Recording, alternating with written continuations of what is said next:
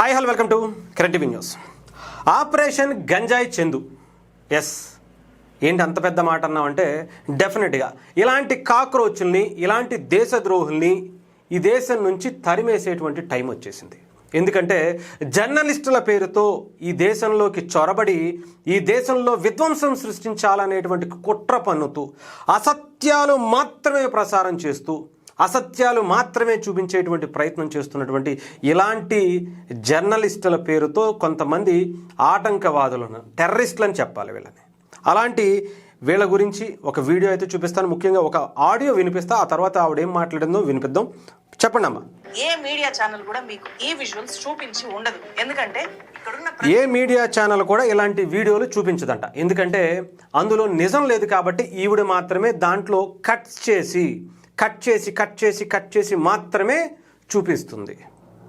అంతకు మించి వేరే ఏమీ లేదు. కావాలని వేరే ఎలా అయితే వీళ్ళకి అనుకూలంగా ఉంటాయో వాటిని మాత్రమే కట్ చేసి ముందు జరిగినటువంటి ఆ న్యూస్ని కాకుండా వెనక జరిగినటువంటి ఆ న్యూస్ని మాత్రమే ఈమె బయటకు చెప్పేటువంటి ప్రయత్నం చేస్తుంది అనేదానికి మరోసారి అడ్డంగా బుక్ అయిపోయి అడ్డంగా దొరికిపోయినటువంటి గంజాయి మొక్క గురించి ఇప్పుడు మీకు చెప్పబోతున్నా.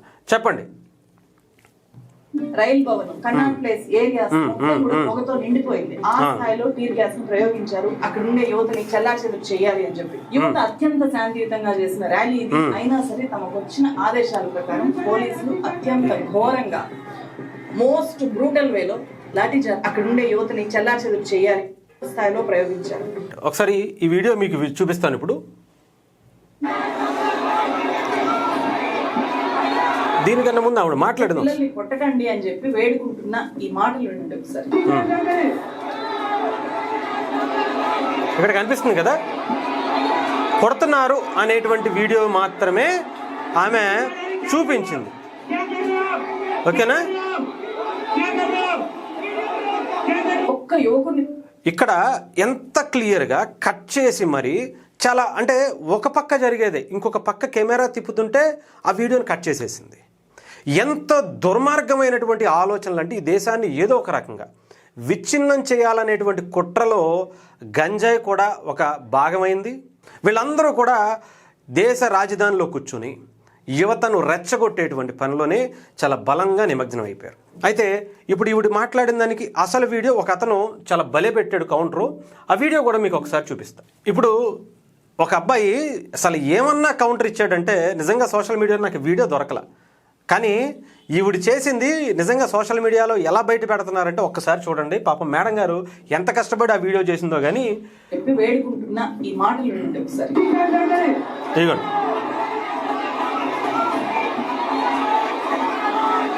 చెప్పాను కదా ఇందాక, ఒక పక్క మాత్రమే చూపించింది.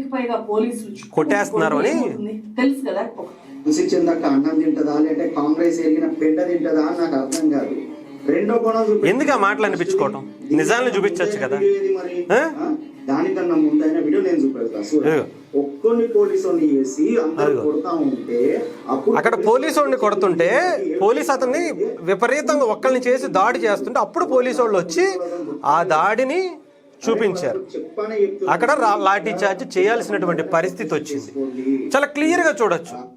ఇక్కడ ఇంత దారుణమైనటువంటి ఘటనలు గంజాయి చందు గారు చేసినటువంటి, అంటే ఆవిడ ఏ రకంగా మభ్య పెట్టాలనేటువంటి ప్రయత్నం చేస్తుందో నేను మీకు ఆల్రెడీ నిన్న మన వీడియోలో చేసాం.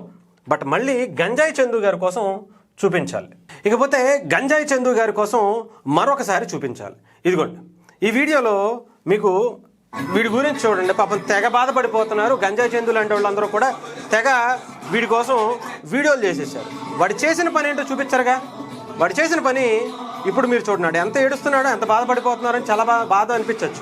ఇదిగో వాడు పెప్పర్ స్ప్రే కొట్టి ఎంత దారుణమైనటువంటి కార్యక్రమాలను చూసారా పోలీసుల్ని. అంటే వాళ్ళ శాంతియుతంగా వాళ్ళని ఆపేటువంటి ప్రయత్నం, వాళ్ళ డ్యూటీ వాళ్ళు చేస్తుంటే వాళ్ళని మీద దాడి చేసింది ఎవరు? దీని మీద ఇప్పటికే పోలీసుల దగ్గర చాలా క్లియర్ ఎవిడెన్స్, డ్రోన్ షాట్స్ కూడా ఉన్నాయి. అయినా కూడా ఎక్కడా కూడా పోలీసులు అరెస్ట్ చేసేటువంటి ప్రయత్నం చేయలే. వీళ్ళు ఇంకా రెచ్చగొట్టి ఇంకా దారుణమైనటువంటి పనులు అక్కడ జంతర్ మంతర్ దగ్గర చేసేటువంటి పనులు అయితే చాలానే ఉన్నాయి. మీకు కొన్ని ఎగ్జాంపుల్స్ చూపిస్తాను.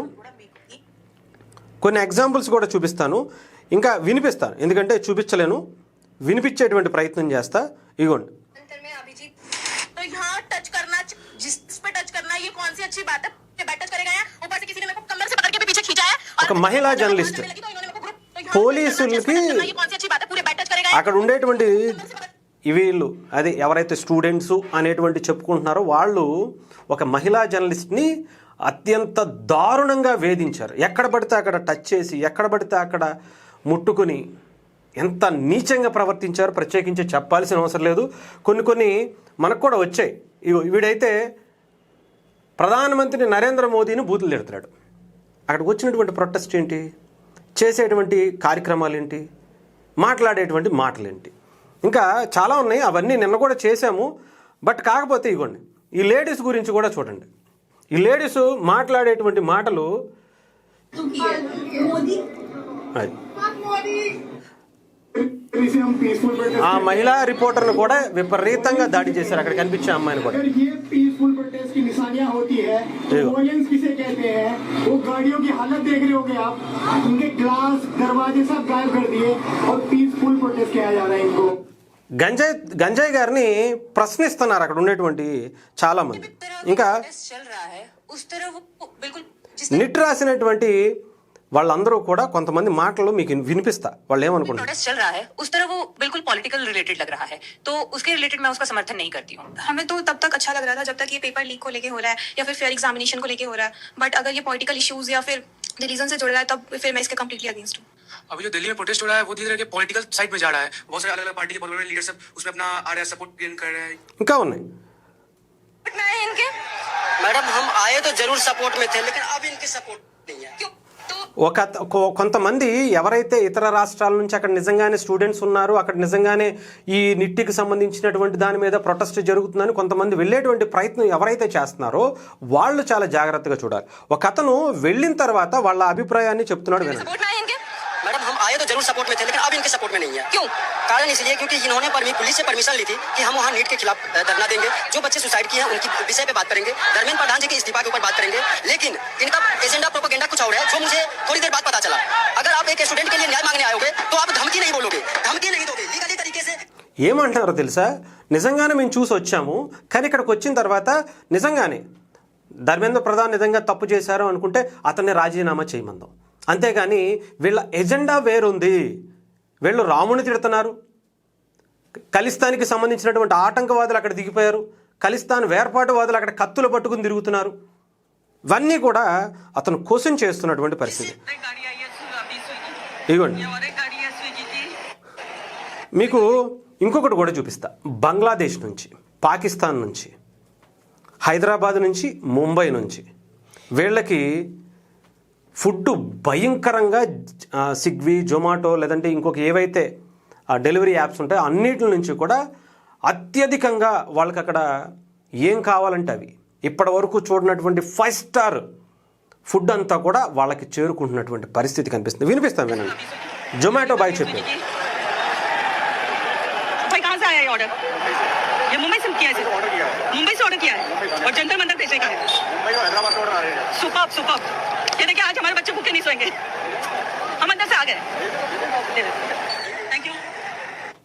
किसी को भी देने के लिए बोले ऑर्डर, किसी को भी दे दो, मतलब जो वहाँ पे स्टूडेंट वगैरह है. कहाँ से आया, किसने किया? ये तो कहीं कतर से किसी ने बोला है कि वहाँ पे ले जाके दे दो जो स्टूडेंट.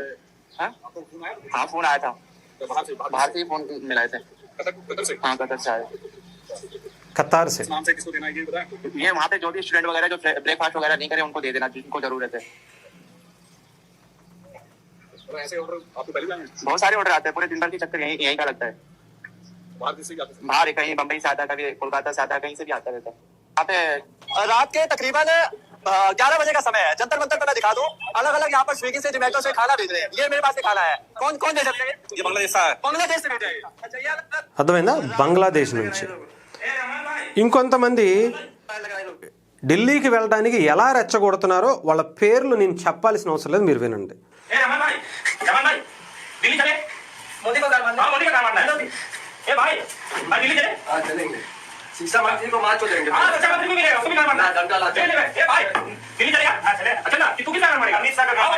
అమిత్ షా కదా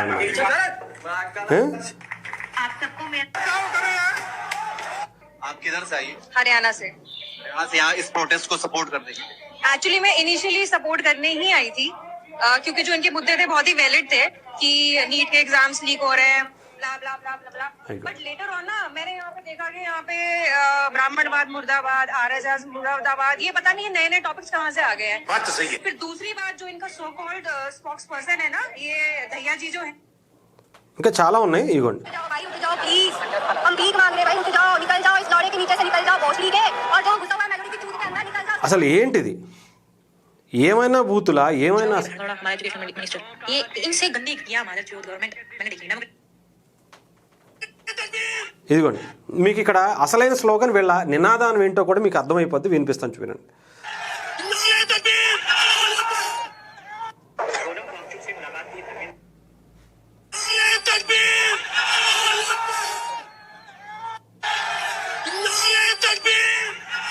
అర్థమైందా? ఇంకా అంటే చాలానే ఉన్నాయి. అసలు అక్కడ కొన్ని చూస్తుంటే కొంతమంది మాటలు కావచ్చు, కొంతమంది చేష్టలు కావచ్చు, వీళ్ళు నిట్టికి సంబంధించిన ఎజెండాతోనే రాలేదు, వీళ్ళకి సపరేట్ ఎజెండా ఉందని ఇప్పటికే అక్కడికి వెళ్ళినటువంటి చాలామంది అసలు సిసలైనటువంటి యువతకి, ముఖ్యంగా ఎవరైతే ఈ ప్రొటెస్ట్ని ఇతర రాష్ట్రాల నుంచి సపోర్ట్ చేసేటువంటి వ్యక్తులు ఉన్నారో వాళ్ళకి చాలా క్లారిటీగా అర్థమైపోయింది. అక్కడికి వెళితే తెలిసింది వీళ్ళు అసలు విద్యార్థులే కాదు, వీళ్ళు ప్రొటెస్ట్ అంతా కూడా నిట్టు లేదంటే ధర్మేంద్ర ప్రధాన్ రాజీనామా మాత్రమే కాదు, వీళ్ళ ఎజెండా వేరుంది.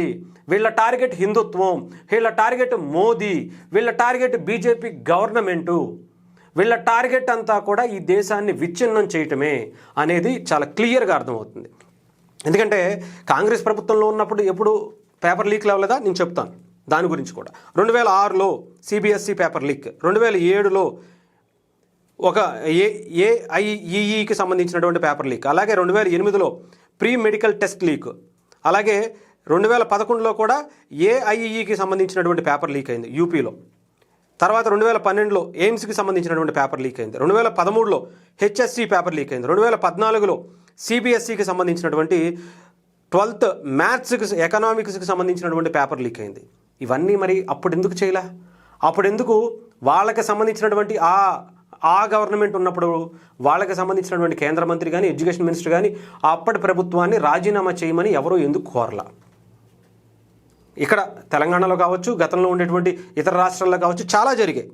దీని మీద ఇప్పుడు మీరు చూసుకుంటే కనుక ఎవరెవరు ఏకంగా ఇప్పుడు బయటకు వచ్చి మాట్లాడుతున్నారు? ఒకటే సామాజిక వర్గానికి సంబంధించి, ఒకటే మతానికి సంబంధించినటువంటి వ్యక్తులు ఎందుకు వీళ్ళకి ఫండ్ డొనేట్ చేస్తున్నారు? వాళ్ళకి మద్దతుగా ఈరోజు సల్మాన్ ఖాన్ కావచ్చు, లేదంటే ఇంకొంతమంది ఆర్టిస్టులు, లేదంటే ఇంకొకళ్ళు బయటకు వచ్చి మాట్లాడేటువంటి ప్రయత్నం చేస్తున్నారు అనేది ఒక ఎజెండా ఏంటనేది మీరు అర్థం చేసుకోవాలి. ఇక్కడ ఉండేటువంటి యువత ముఖ్యంగా దీని గురించి తెలుసుకోకపోతే ఈ దేశాన్ని చాలా విచ్ఛిన్నం చేయాలనేటువంటి కుట్ర చాలా బలంగా వేసుకుంటున్నటువంటి పరిస్థితి అయితే కనిపిస్తుంది.